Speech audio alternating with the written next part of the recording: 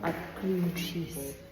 So, ang gagawin natin ngayon ay yung trending na cream cheese with Cheetos and jalapeno ba yun?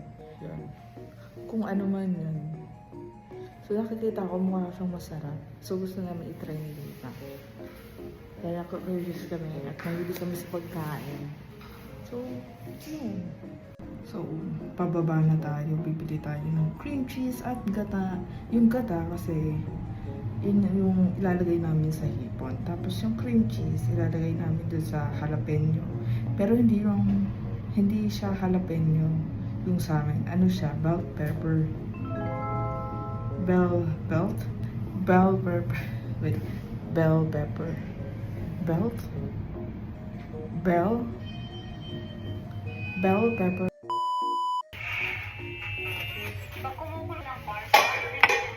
Ang amount, syempre, matamis lang pala yan. ako dadamihan ko kasi gusto ko yung super spicy.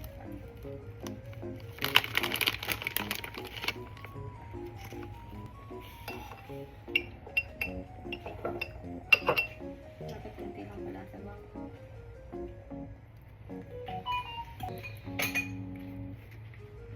Cardi.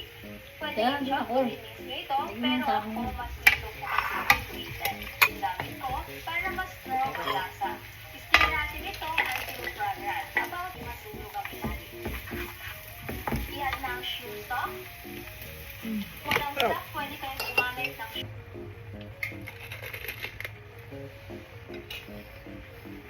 Anong lasa? Sarap. Wala. Magtamis tong bell pepper. Oo, ang dami. Ah. Lagi niya. Parang mangang. Yung ito. Ha? Ito. Ay, parang mangang yan.